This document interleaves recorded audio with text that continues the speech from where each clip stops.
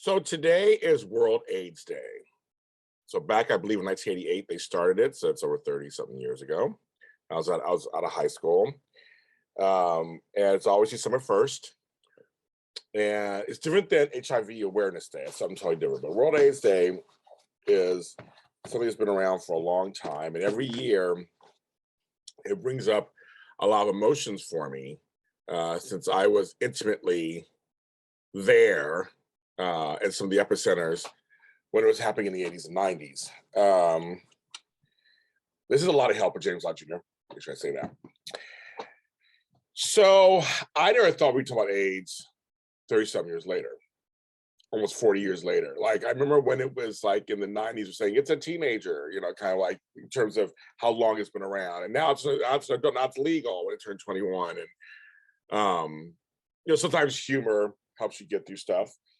And I just remember thinking at some point, because drugs were out now, people were living longer, and it wasn't so much a death sentence anymore, that maybe one day we won't really talk about it anymore. We'll talk about probably as well about cancer and other things, but it won't be so much on the forefront as it was before. But it still is on some level. We have another pandemic happening, which is very eerily similar in terms of being scared and I don't know what's going on and how do you catch it. And I remember all that stuff. When COVID came, it reminded me of that on some level. When I think about, I'm 52 years old, and so I was the Gen Next generation that grew up with AIDS in the forefront. Whether you were straight or gay or anything, in the 80s, that was looming. You did not want to catch it. You did not want to be HIV positive. You don't want to catch it. It was a complete death sentence. Yes, there are some folks who are alive from that time period, made it through, but due to the grace of God, made it through. But most of them didn't. I was something the other day, can I even count how many people I've lost that I knew? Because there's ones that I knew, acquaintances, people I saw, people I interacted with, people I worked with. I'm trying to think. They're in the hundreds, literally in the hundreds. That's not normal, right? But for people like me and others that had more than that, it was. I remember I was living in San Francisco, the Bay Area Reporter, which is the big gay newspaper there. One day had no deaths. Every week came out every week, and that was the headline. They literally had no AIDS-related deaths that whole week. And it had been like 20 years, something like that. It was like something you can look it up. It was something really incredible. It's like, wow, not even one. And because every week they would put the obituaries, and sometimes there were pages and pages. You'd look, you see friends of yours, and you just go, well, they died. So I'll go back a bit. So in 1984, I got my first job at the Hollywood YMCA, still there on Selma. My sister Lauren got me a job as a day camp counselor. She was a director. I was 15. It was my first job. I was very excited to do that. And a lot of the guys in the front desk worked at the YMCA. Many of them were gay. One guy named Ricky in particular I knew. And I was just like, I knew what gay was. I was 15, I knew what gay was. But it was my first time really interacting with multiple gays and gay men and women in a space. But again, remember, AIDS was early. AIDS, stuff was just being discovered in 81, and so by 84, it hadn't become a huge killer. It was just beginning in LA. I don't know where. I mean, New York was the epicenter. I don't know how San Francisco was. I wasn't living there, but in LA, it hadn't gotten here yet as fully as it did a few years later. But people started to die. People started getting sick. And I remember coming in, I would come in and you talk to the guys and, hey, how you doing? What's going on? And, life goes on. And then one day they call in sick. And, people usually call in sick, right?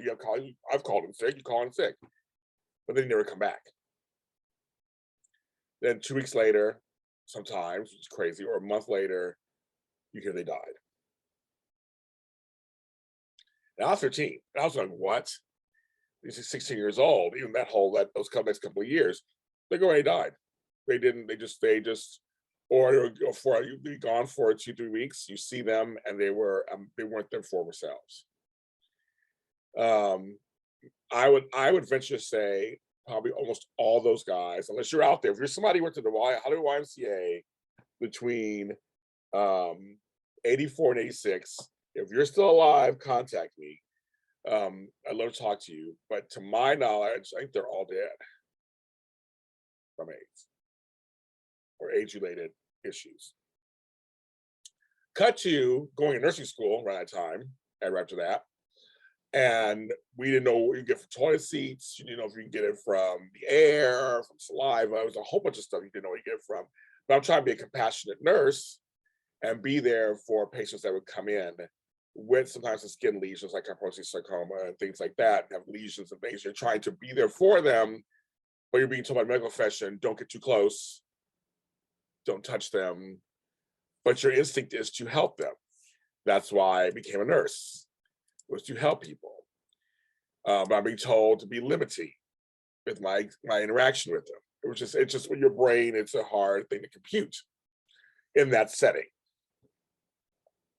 So that was a little rough for a while there. I'm going to write a book one day about all this. And so I was kind of skimming through kind of what my life was kind of like in the age of AIDS.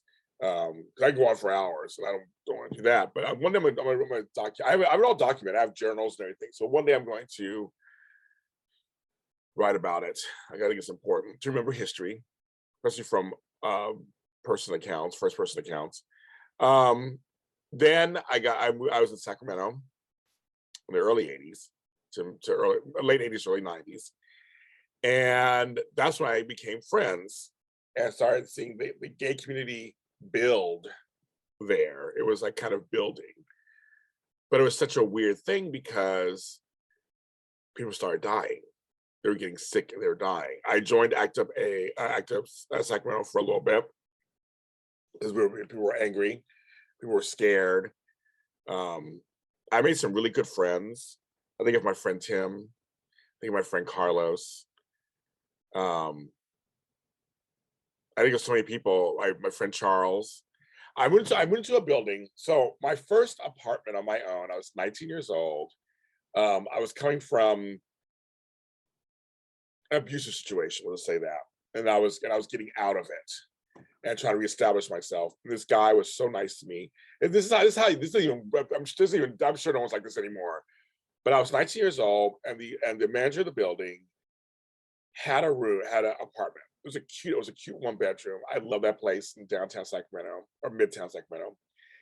And I had a job. I was working at the Mansion Court restaurant at the Clarion Hotel, which is not there anymore. It's gone. But I worked there as a waiter. And I had a regular day job, but I had to make money. Back then, like $3.35 an hour plus tips, something like that. Oh my God, it was so cheap. When wages were so low. Anyway, but I was making money, staying at a friend's house, and she was in an abusive situation. I had to get out of there. I went from one abusive situation to another abusive situation. I was like, I get out. He let me pay him in increments. I was like, okay, until I get some tips, I'll pay you towards my move-in fee, which was, I think it was last month's rent and deposit. No, first month's rent and deposit back then. And my rent was $300 a month, something like that. It's in 88. So like $300 a month. They needed like $200, I needed $500. So I had to work towards that. So over the course of like 2 or 3 weeks, staying at my friend's house, all my money went straight to that. So when I moved in, I had nothing. I had my records, some clothes, a couple of personal mementos. That's it. So my house was not furnished, nothing. Well, there was a group. It was almost like Melrose Place kind of. Like it was a group of guys all lived there. They were all gay, except for my upstairs neighbor. There was a couple upstairs who were a straight couple, but they were abusive. There's someone about there too. He was not nice. But all the gay guys, including my friend Charles Muntz, they saw that I had nothing, and I was just bright-eyed, bushy-tailed young man with this haircut actually, right. Young and tender, whatever. But the thing about them is they never asked me for anything. They were just, and I can almost start crying. I'm trying not to. I cry so much on these shows. I'm trying not to. They didn't ask anything from me. They just wanted to help me out. So each of them would give me stuff. I had a black and white TV at first, and then I had mismatched dishes and cups and stuff, and some mismatched furniture. I'm a person to this day still went around to dumpsters areas and looked at like, oh, this I can fix this chair. Okay, got it. Clean it off, fix it up, whatever. They would help me with that. I found this great couch that my cousin gave me. She gave me a couch. So you can have this big circular sectional 50 style couch. So I had that. People started donating things, but this whole group of guys were so wonderful to me. I didn't ask anything from me. And one by one, I watched them die from AIDS. Charles was last, but from that group, each one over the course of the 3 years I lived there, they all died. And that's something that I will never forget. I was there for some of them. Some of them I was there for their last breath because I was the nurse in the building. So I'd come in and do what I can, make them feel comfortable and help them. And I was like this 20, 21-year-old boy. Yeah, I was grown up, but I feel like a boy compared to them. They're all older than I. They're all the generation before me. And I was there, and meanwhile, my coworkers were dying. My friend Carlos, I'm moving to San Francisco. I'm going to change my life. Vibrant, vivacious, nice, kind young man goes there, comes back to, and he said, want me to come with him. This was like in the 80s. Come with me. I was like, nah, I was staying in Sacramento. I wasn't ready to leave and go anywhere else. And then I had a daughter, and I was busy co-raising her. And I was like, I'm not going anywhere.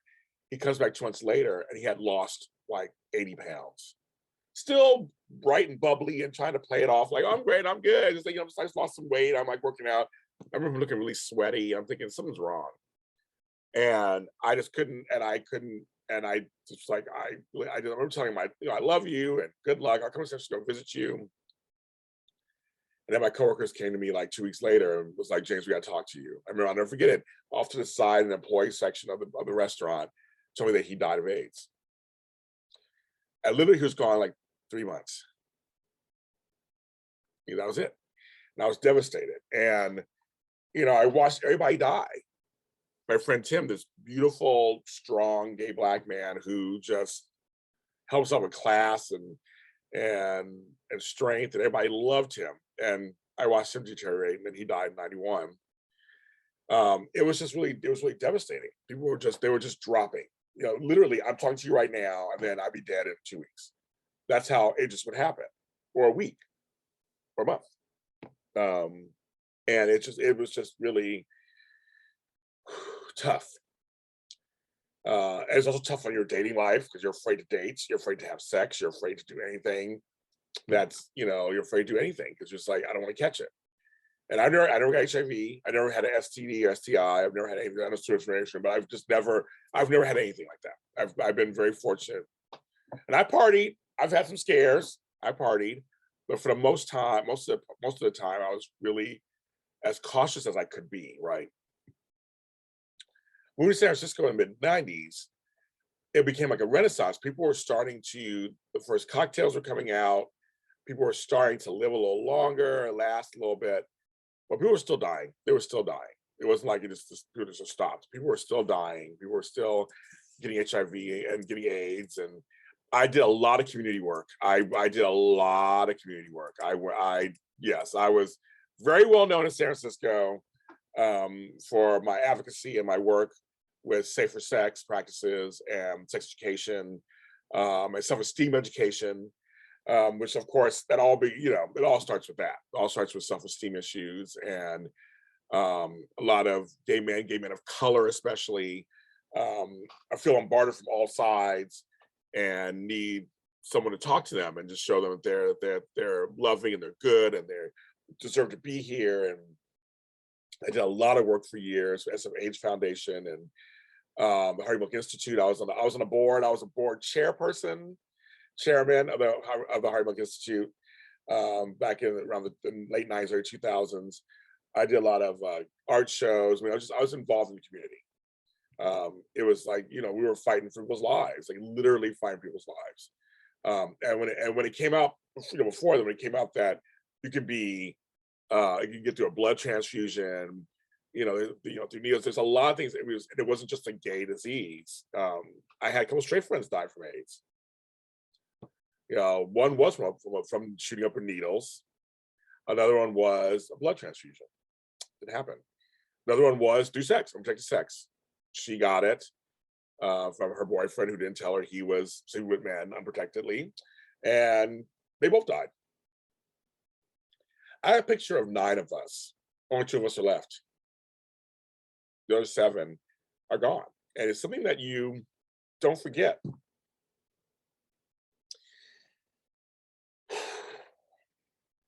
So I watched each of those 7 people go. Just think of your friend circle, think of your family circle, think of just anybody in your life, and they're here, and then they die these violent deaths. So I think about that. I'm trying not to cry, but it just reminds me of that. It just very reminds me of that. I had friends after that in the 90s who started to live longer. And I had a friend recently who passed away, who had HIV for I think 20-something years. He didn't die from it. So I mean, he was relatively healthy. That changed the tide, and we have AIDS fundraisers and for research and looking for a cure and things like that. I know now there's PrEP and other things that are happening in the community to help combat HIV and AIDS. But when I think of the World AIDS Day, I just think about the past. We should never forget those. I mean, I've been to the AIDS quilts back in the day, and went to many meetings, met many people. There's a lot of documentaries coming out finally about that time period. Pose, which is about that time period, completely spoke to me. Completely on FX. You can check that out. I think it's on Hulu. You can check that out. It's just that it's a time in history that's not that long ago. And there are lessons in that can be applied to this latest pandemic we have. We're always doing repeat history if we don't learn from it. But I just don't want to forget all those people, all the artists. I'm an artist. All the, this whole, the theater lost so many people, musicians, dancers, actors, painters. There were a lot of folks who died from AIDS. Like, really, if you look it up, you'll see a lot of people. And just think all those folks were silenced. They died, and whatever more greatness they had in them will not be on earth with us. They're not sharing their gifts with us anymore. But some of them have left great legacies that you can check out their work and support them through that.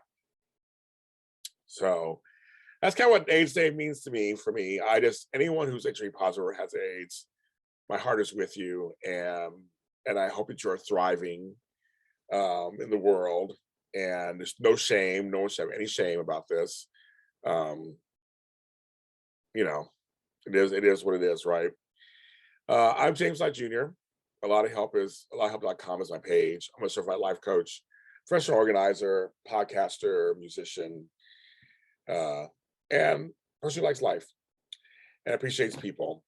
So everyone, please take care of yourselves. And there's many resources you can donate to. Go ahead and check. You look at type into Google and look them up. See what's going on in your neighborhoods. Because we're not done yet. We still got some more to go. Take care.